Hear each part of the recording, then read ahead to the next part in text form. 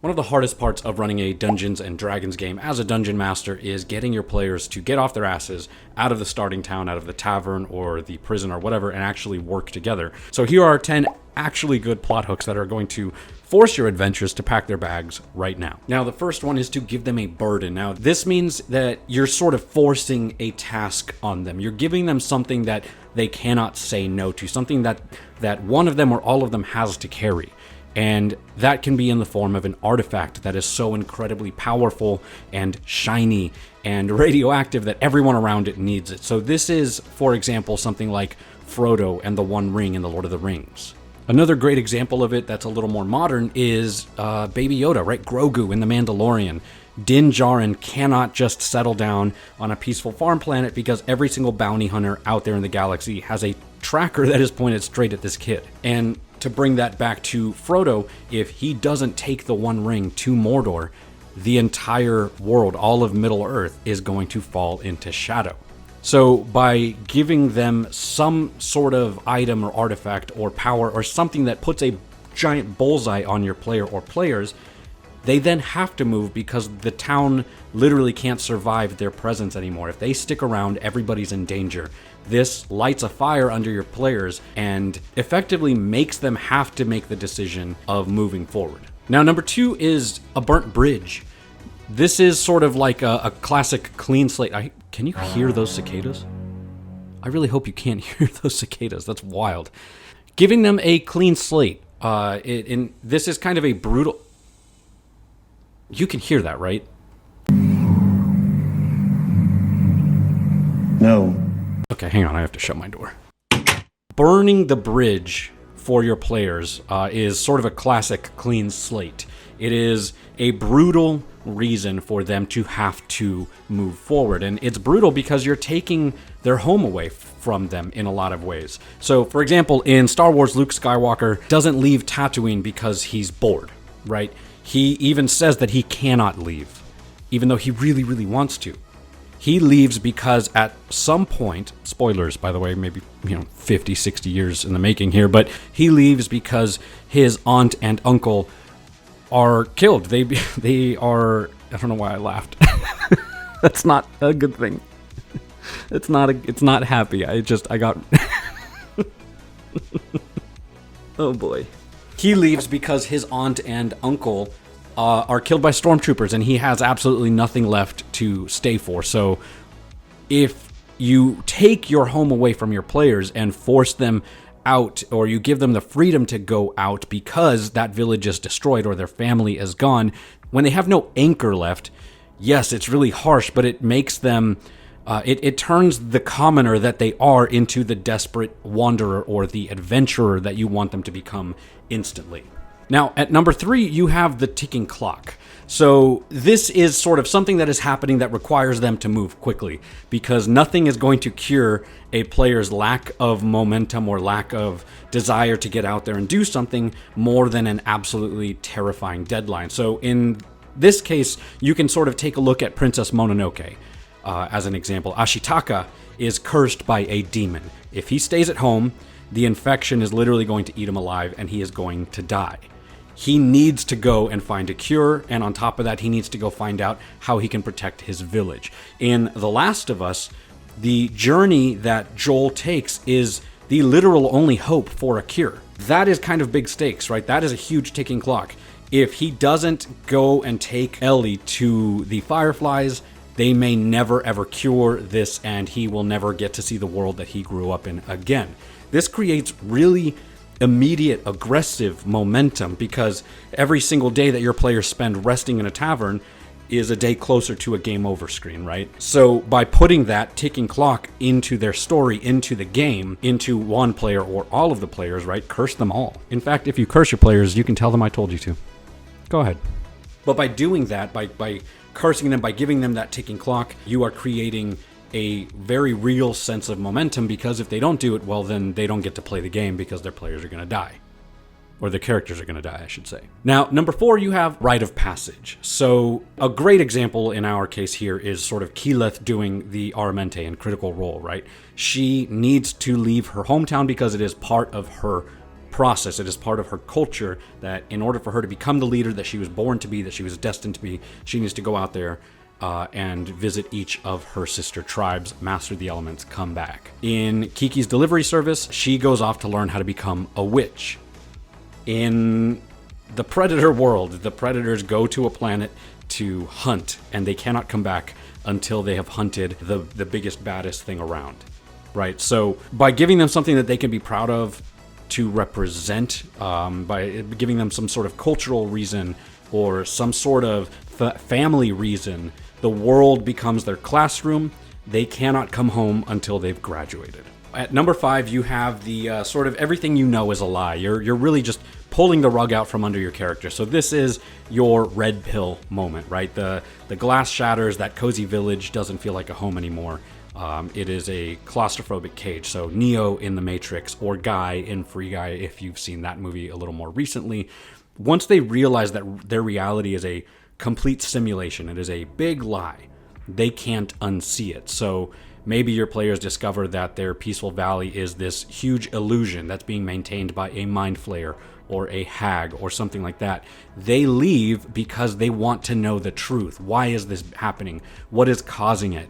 Giving them that sort of glass breaking moment is a lot of times enough reason to stoke the curiosity in your characters, but also your players, especially at the table.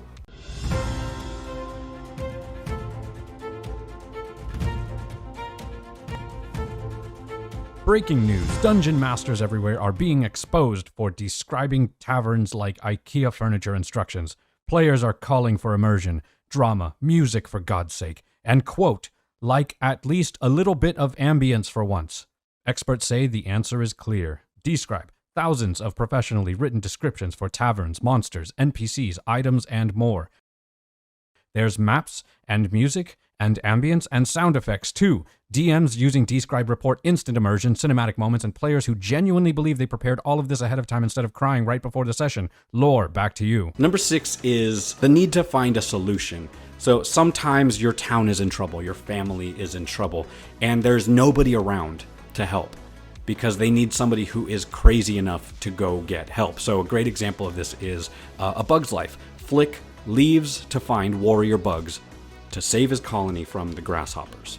He needs to do this in order to protect the people that he cares about, and he is the only one that is willing to go do it. Now, obviously, in Flick's case, it's because they wanted him gone, but if you make your players the only people that are able to come up with a solution to the problem that the town is having, and it doesn't even have to be a big bad evil guy moment, it could be something small. They are the only ones that have the blood that is required, the genetic makeup to get past a specific door, right? Something like in Horizon Zero Dawn, the big door. Or it could be something as simple as they were born at a specific date and only these people are gifted with the abilities that they have. Whatever it is, they are the ones that need to find the solution because nobody else is willing to do it. So give them a problem that only they can solve, and you might be surprised at how quickly they jump to be the heroes in this case, right? Which, at the end of the day, we're playing Dungeons & Dragons. Everybody wants to be the hero. Usually. Now, sort of an easy one, really. Number 7 is to just save the one that they love. This is a very deeply personal one. It's a very highly motivating hook in books and in movies, especially. So in Pirates of the Caribbean, Will Turner doesn't care about the gold. He could not care more about the gold. In fact, even Jack Sparrow comments in the film, he says to him, not all treasure is silver and gold. He cares about Elizabeth Swann, right? In Taken, the main character is just trying to get his daughter back. He doesn't care about politics or any of that. He just wants his family. So if your villain kidnaps an NPC that the players love or care about, you would be surprised at how quickly your player characters are going to jump into action, like I have brought up in the past with my character Johnny Meathammer, where my players literally went to the pits of hell to get him back. So sometimes you don't need to save the world. Sometimes they just want their friend back. At number 8, you have the golden ticket or the inheritance. They get something that is of large value. They have the promise of a completely different future put in front of them, one that they want very, very badly, right? Charlie lives in a crowded house with a family that is struggling, and he gets the golden ticket, and this could be his chance to owning a company that's going to change everything for him. In Ready Player One, the players are motivated by wanting to find the Easter egg that they need in order to find the first set of keys, right? First to the key. If you put something in front of your players that is high enough value to their player, right? And a lot of times in Dungeons & Dragons, gold is plenty, especially if you have players that know the value of gold and have played Dungeons & Dragons and all they want to do is just get as much gold as possible so they can buy a fortress or whatever. Sometimes putting that inheritance or that money in front of them is enough to get them out of the gate to a specific destination, right? The lure of that relic is just too strong to ignore. So sometimes that is enough. Now, number 9 is the outcast. Take your players and make it so that they have no other choice but to move forward, because if they don't, the world is coming after them. So, for example, Miles Morales is completely set aside by the main cast. He moves forward because he feels like he just wants to fit in. In another sort of extreme example, John Wick becomes excommunicado, right? He has to flee for his life. In Mulan, she has to sneak out in the dead of the night to save her father. Which in a lot of ways is also just the previous one, right? Wanting to save the person that you love. They could be hunted, they could be framed for a crime that they didn't commit. The players are basically actively pushed out. They aren't adventuring for fun, they are completely on the run. It is something that was put in front of them. It was something that was forced on them. The road found them. And finally, at number 10, we have the Visionary. And when I say visionary, it's sort of like this moment is put in front of them. This magical artifact finds them, right? In the case of like Treasure Planet, he finds the map. It is something that comes to him. In Moana, she is the one that hears the calling of the literal ocean. And honestly, I think this role kind of requires a very specific kind of role player, but it is one of the most pure adventure hooks in existence, because I would say the only one that's probably more pure than you are the chosen one is I'm doing this for the person that I love. The idea is that they are leaving because of the curiosity, because the horizon is calling to them, because they feel something deep inside that is making them want to leave where they are. And if you can get a player that can get into that character's mindset, they a lot of times become sort of the leading voice in the party. And I think it really makes for some really great role-playing and also for some great lore, for even like BBEG level backstory building, where like this particular character has some sort of connection to the main arc or the main person that you're trying to hook your players in. I think at the end of the day, I think that a truly great plot hook is just a reason to take that very first step out of the door. Once your players are like 5 miles down the road, the big campaign plot can take over. But I think that in order to kind of set the tone of the game and to set the tone of what the expectations are moving forward, of what the players are going to face, what kinds of bad guys they're going to face, level of comedy versus horror versus action, I think a lot of that can get set in place just by the initial hook. And a lot of times as players, especially if you've played a lot of D&D like I have, the simple meeting in a tavern or we want to hire you to go clear out the goblins in the forest, whatever it is, sometimes that's just not enough. Sometimes that can be a little boring, and it can, in a lot of ways, kill the momentum that your players have as far as creativity. So by putting something a little more unique, or by bringing that adventure to them and giving them a reason to get out the door, can really just be that initial aggressive push that they need to get into the proper mindset behind their characters. Anyways, I hope that helps. As always, thank you so much for watching. Forge on, my friends, and remember, if a mysterious guy in a shadowy corner of the tavern smoking a pipe gives you a map, just take it. It could be our first quest giver.